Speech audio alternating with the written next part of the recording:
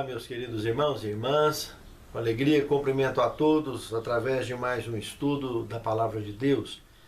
Eu gostaria de convidá-los para uma palavra de oração. Santo Deus, mais uma vez te somos gratos por mais uma oportunidade de abrirmos a Tua Palavra, de estudarmos, buscarmos sustento para a nossa fé. Capacita-nos e habilita-nos, Senhor, ao Teu trabalho e ao conhecimento da Tua vontade e principalmente ao conhecer a Tua Palavra, termos condições pelo Teu Santo Espírito de praticarmos. Unja-nos, proteja-nos e abençoa-nos. É o que te pedimos agradecidos em nome de Jesus. Amém.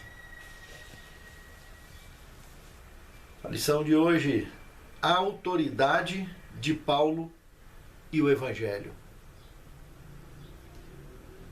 Muito importante esse tema, porque o Evangelho está aí, mas a autoridade, que é bom, é coisa para poucos. Olhando a autoridade que Paulo teve para pregar o Evangelho, o mesmo que eu e você temos a mesma comissão que Paulo de pregar, temos esse mesmo Evangelho. Está aí e a autoridade também tá? Se não, por quê? Pense nisso, meu amado irmão. Pense nisso, minha amada irmã. Deus é o mesmo, Pai, Filho e Espírito Santo. A missão é a mesma. A ordem do Mestre é a mesma. O Evangelho é o mesmo. E a autoridade é a mesma. Que não pertence a nós, a Ele. Mas foi feita a entrega? Se foi, teremos a mesma autoridade de Paulo, mais se precisar.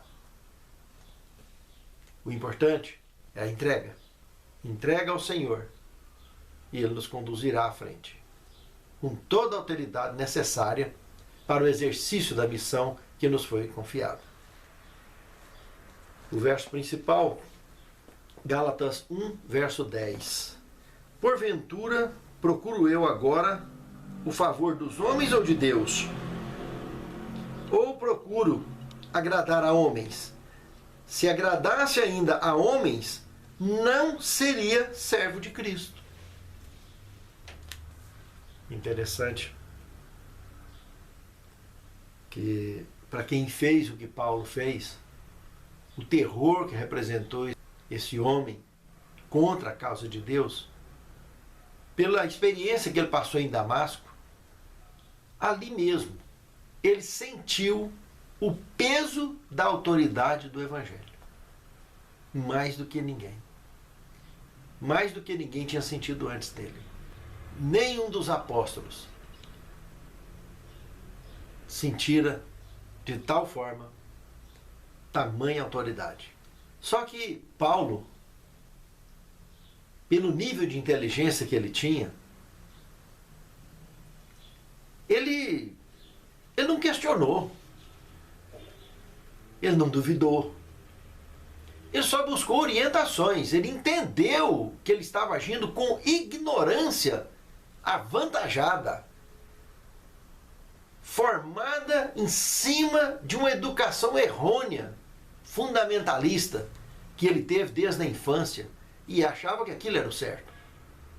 Quando ele levantou ali, a caminho de Damasco, ele levantou com um foco tão armado, tão preparado, que tudo o que ele queria era não só corrigir o estrago que ele tinha feito, mas como ampliar a vantagem do Evangelho por onde quer que ele passasse. Que toda a sua vida seria dedicada neste foco. E por isso, ele deixa bastante claro aqui, que não está nem aí para autoridade humana alguma, respeita, trata bem, etc. Mas a prioridade dele é a autoridade divina. O importante é agradar a Deus, o resto é resto. Se ele coloca em primeiro lugar as coisas do reino, o resto é resto. E ele estava certo disso. E Paulo, o que ele tinha de vida aqui, ele já estava Quem sabe quando ele se converteu, estava próximo da metade do tempo que ele viveria. Mas o que eu estou dizendo aqui é que Paulo formou uma consciência tão sólida do trabalho que ele faria e que ele tinha uma convicção que ele não sobreviveria por muito tempo. Só que o tempo que Deus lhe desse debaixo da graça, ele queria alcançar todas as metas, todos os alvos. O propósito da vontade de Deus, naquele vaso escolhido, ele queria que atingisse todos os pontos marcados por Deus. E assim ele o fez. Justamente porque ele aceitou ser um vaso escolhido. O azeite que foi colocado ali dentro daquele vaso foi do Espírito Santo. O brilho foi a autoridade do Evangelho de Cristo. E em nome de Deus, ele foi avante. E venceu. É um exemplo para nós. Paulo, o escritor de cartas. Interessante que até Pedro, em 2 Pedro, capítulo 3, verso 15 e 16, cita a Paulo como instrumento vivo nas mãos de Deus, na pena inspirada, na escrita, deixando claro que os seus escritos traria compreensões dignas de serem incorporados nas Escrituras Sagradas, porque aquele era um vaso escolhido e com um dom especial de escrever. Paulo, além de ter sido poliglota, era extremamente habilidoso em muitas áreas da vida e foi um verdadeiro sábio. Homem este que, quando começou a escrever cartas para as igrejas, como ele não podia estar ao mesmo tempo em várias delas ao mesmo tempo, ele mandava cartas para todas elas, no tempo que ele tinha, seja, quem sabe, antes de dormir, ou quando estava preso, quando ele não podia estar se deslocando, e mesmo quando podia, antes de dormir, estava lá escrevendo cartas, no outro dia encaminhando essas cartas para as igrejas. E as cartas que Paulo escrevia eram uma carta de padrão de quem sabe escrever bem, como qualquer pessoa da sua época fazia. Ele mantinha aqueles mesmos padrões. E Paulo escreveu diversas e diversas cartas. Quem sabe dezenas, centenas de cartas, das quais, na Bíblia que nós temos em mãos hoje, só temos 13. Aqui mesmo, na Bíblia Sagrada, em Colossenses capítulo 4, verso 16, nós temos uma citação de uma carta que teria sido escrito para a igreja que tinha lá em Laodiceia. Tinha ali um conselho que a carta aos Colossenses era para ser lida também lá na igreja de Laodiceia. E vice-versa, as duas cartas eram para ser apresentadas nas duas igrejas. Só que cadê essa carta? A igreja de Laodiceia, que está citada aqui dentro de outra carta dele. A carta de Laodiceia é citada dentro da carta aos Colossenses. Então, foi muito material que Paulo escreveu e que se perdeu. Como muitos outros livros na Bíblia também foram perdidos. Além dessa carta de Laodiceia que aqui está citada, ainda teria aí cerca de 22 livros citados dentro da Bíblia que não estão na Bíblia. Mas, irmãos, a promessa que Cristo nos ofereceu é que naquele grande dia, e isso ele lá, 2000 anos atrás, dizendo isso para nós hoje, que ele nos faria uma carta aberta, que ele nos faria lembrar tudo. Ele mandaria o Espírito Santo para isso. Ainda que sumir todas as Bíblias, completa, nós nos tornaremos um arquivo vivo de Bíblia. E com todos os livros dentro, sem faltar nenhum. Pode ter certeza. Isso é obra de Deus.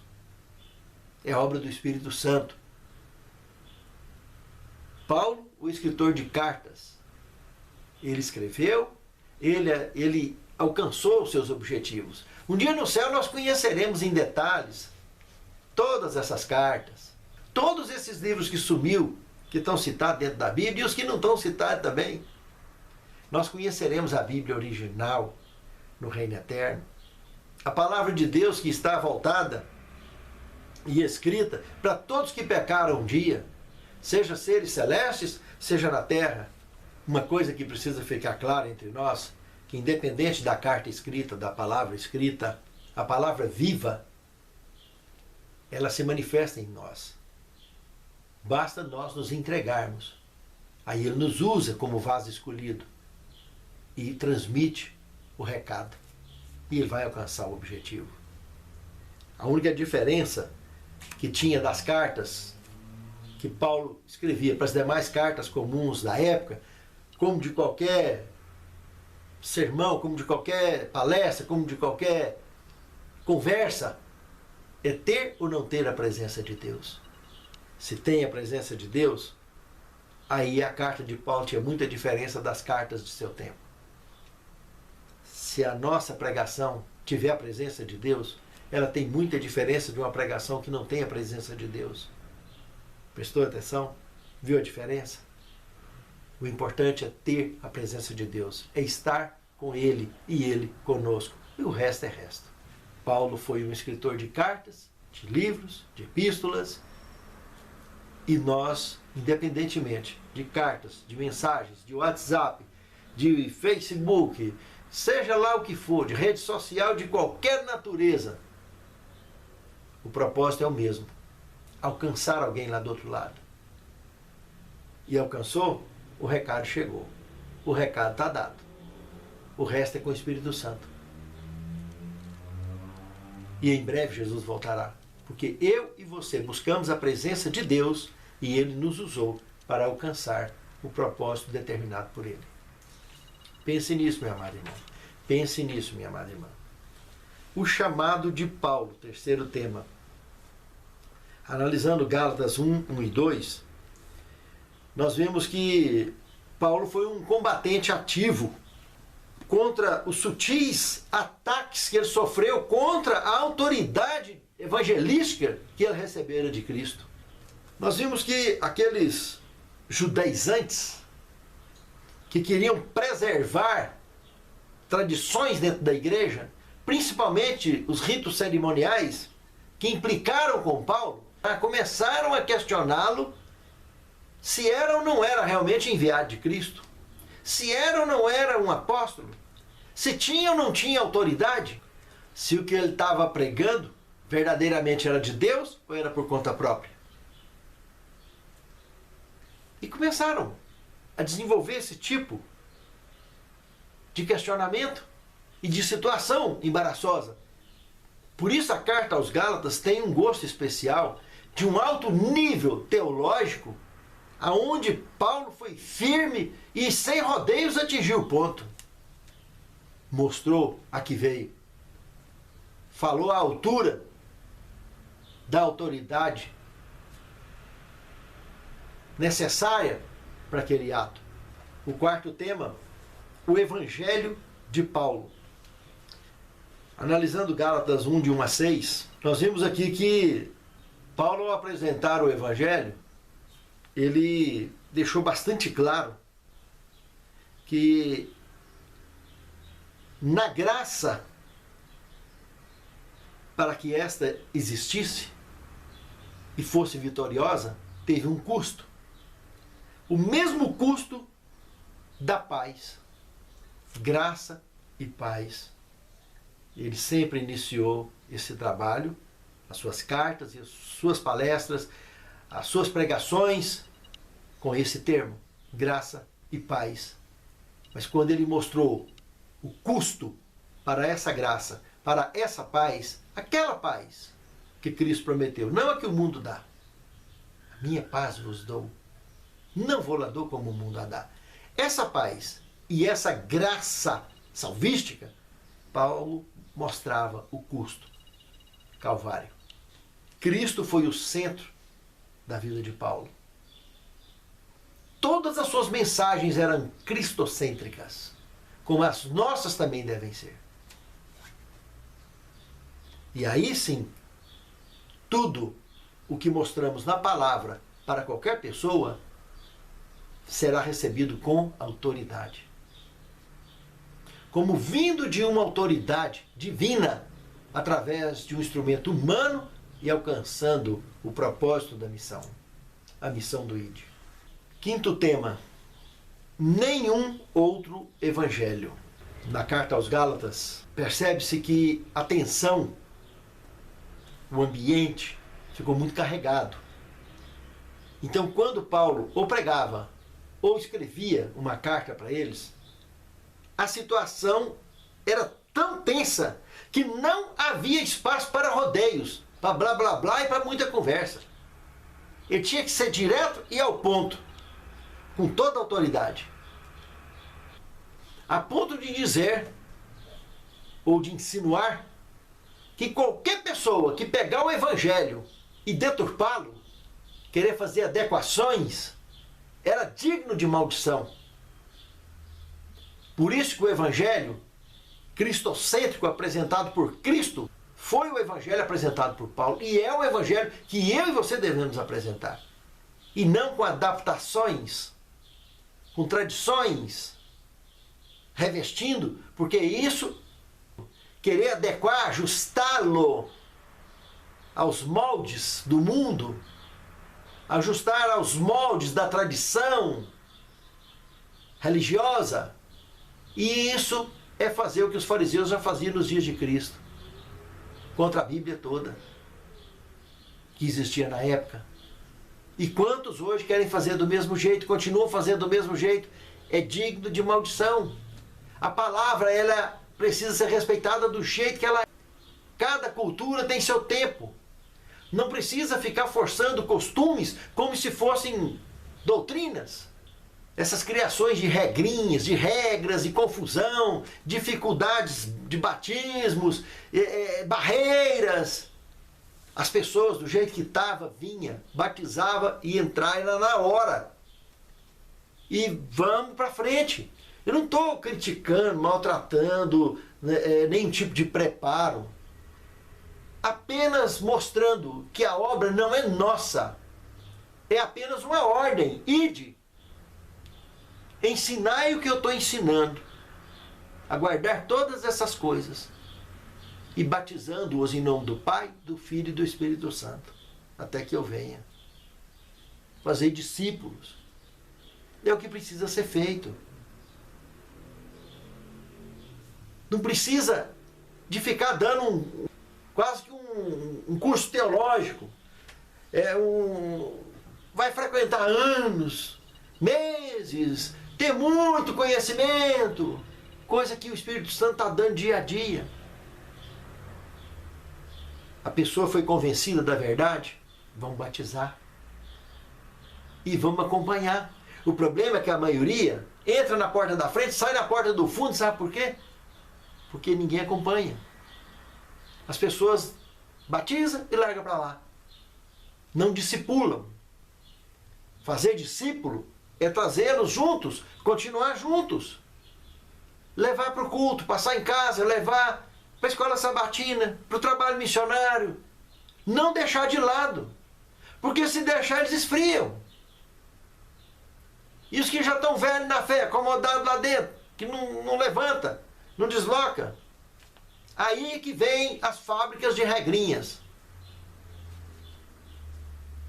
que dificultam a obra missionária, que dificultam o avanço da causa de Deus.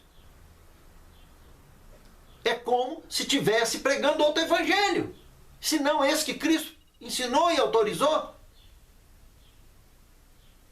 Veja que Paulo, tentando mostrar isso, ele foi criticado, contestado, como se ele estivesse ensinando um outro evangelho. O negócio que ele estava ensinando, a Bíblia, que toda a vida ensinou, mas revestida com o Calvário. Revestida com o brilho da era cristã. E eles não tinham entendido isso. Agora as pessoas entendem isso, estão cientes disso, e querem continuar revestindo com regras e tradições para continuar criando as mesmas dificuldades de antes. Um exemplo. Alguém, na hora de preencher a ficha batismal, é casado? civilmente? Não, só união estável. Não, então, aí tem que levar e fazer o casamento civil. Onde na Bíblia, se na lei, a união estável tem o teor legal diante da lei, no país em que vivemos. Por que eu tenho que exigir a união civil, de fato? É um simples exemplo, dentre outros que existem, que dificulta a causa, que dificulta o avanço. São regras que a gente vai criando e que precisam ser ajustadas. Questão de divórcio. Se foi divorciado dentro da igreja, foi cortado, e aí volta, não, já teve adultério e tal. Mas peraí, não batizou? Não rebatizou? Se a separação não foi feita por adultério ou viuvez, aí casa de novo.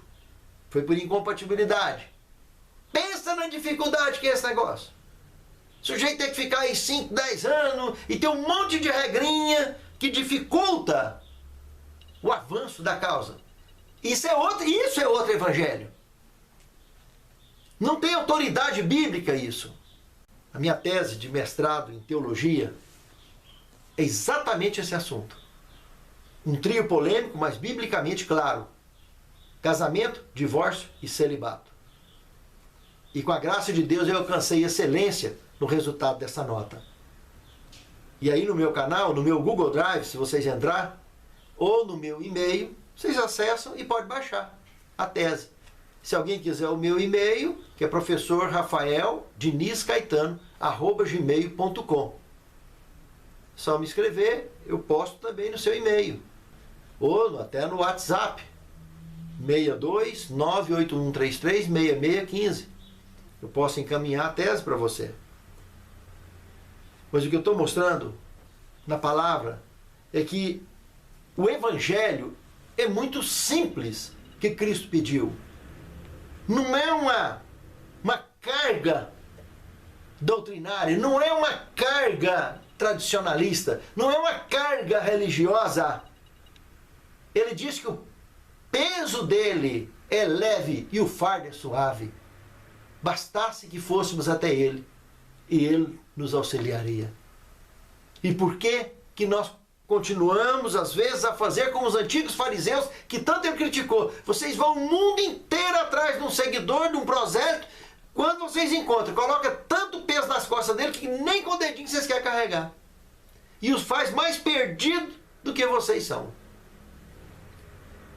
E nós precisamos de refletir nisso. Porque Cristo confiou uma mensagem a nós, uma obra, uma missão, de ir até a todo o povo, tribo e língua, pregar o evangelho e trazer as pessoas e discipulá-las. Não é só ensinar e batizar, é continuar acompanhando elas. E ninguém segura. A volta de Cristo será iminente, pode ter certeza. Quem dera se tivesse sendo feito dessa forma. Com tanta mídia bacana que nós temos, com tanta lição bacana, com tanta literatura bacana, dirigida e inspirada por Deus, e com disposição, pode ter certeza. Haja espaço para acomodar as ovelhas do Senhor. Só uma questão de discipulado.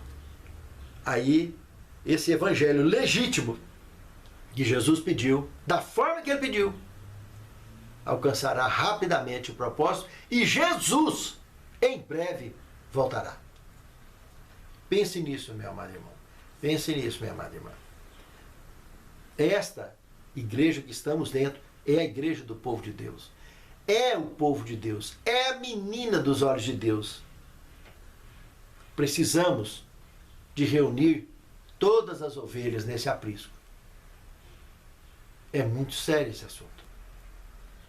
Sexto tema, a origem do evangelho de Paulo. A certeza da origem desse evangelho, que nós temos aqui em Gálatas 1, de 6 a 9 e do verso 11 ao 24, essa certeza é que sustentou as missões paulinas. qualquer outra razão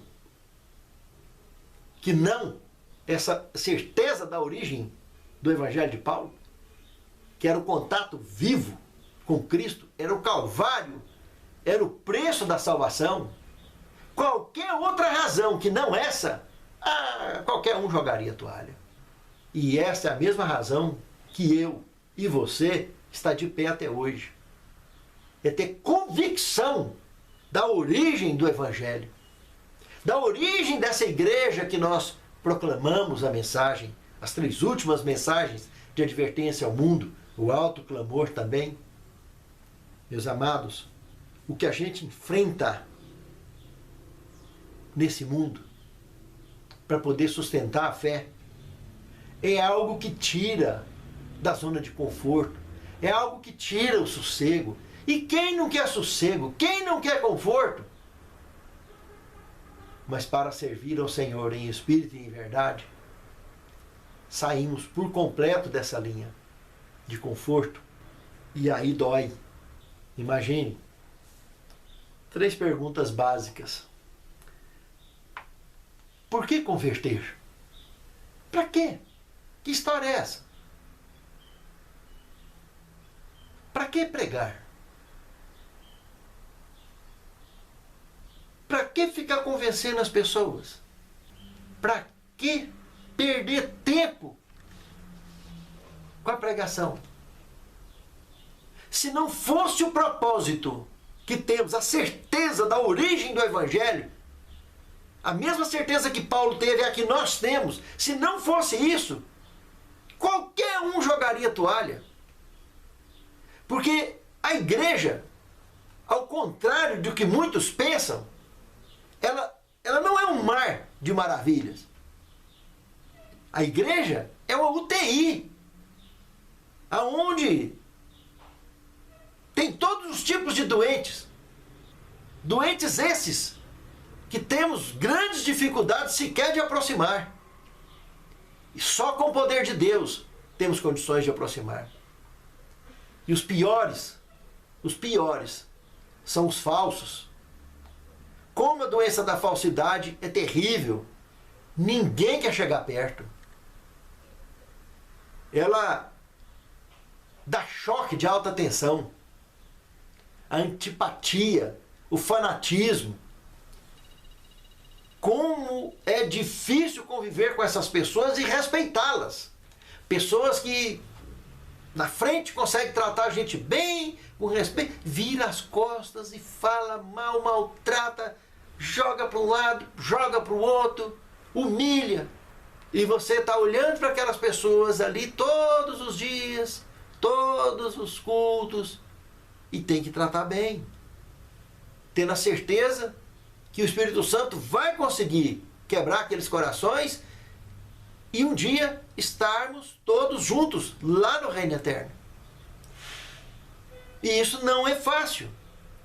Paulo estava enfrentando exatamente esse tipo de problema dentro da igreja, com esses judaizantes. E é o mesmo problema que enfrentamos hoje dentro da igreja. E aonde está a nossa fé? Aonde está o nosso apego? A origem do Evangelho de Paulo é a mesma nossa. Hoje. É por isso que nós nos convertemos. É por isso que nós pregamos e convencemos as pessoas. É por isso que nós não perdemos tempo. O tempo que temos, a cada dia que passa, está mais próximo da morte, que é a maior certeza que o mortal tem. E o que é que nós fizemos até hoje? Pense nisso, meu amado irmão. Pense nisso, minha amada irmã. Porque quando morre, entrou no sono da morte, fecha o balanço, passa a régua e faz a conta. E aí, o que sobrou de saldo?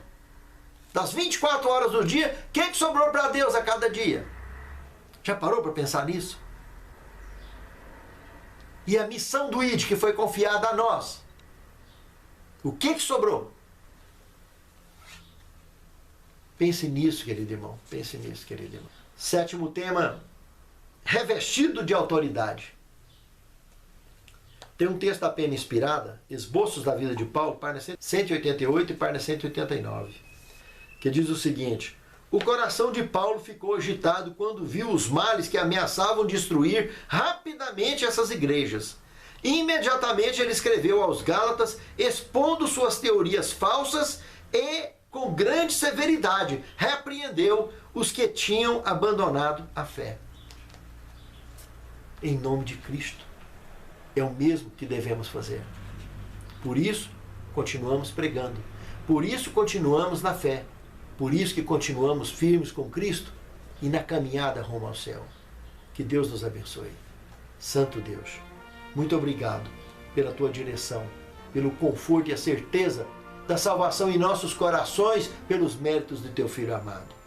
Capacita-nos e fortaleça-nos a prosseguirmos nessa jornada e a cumprirmos com a missão que tu nos tens confiado. É o que te suplicamos agradecidos, em nome do Pai, do Filho e do Espírito Santo. Amém, Senhor.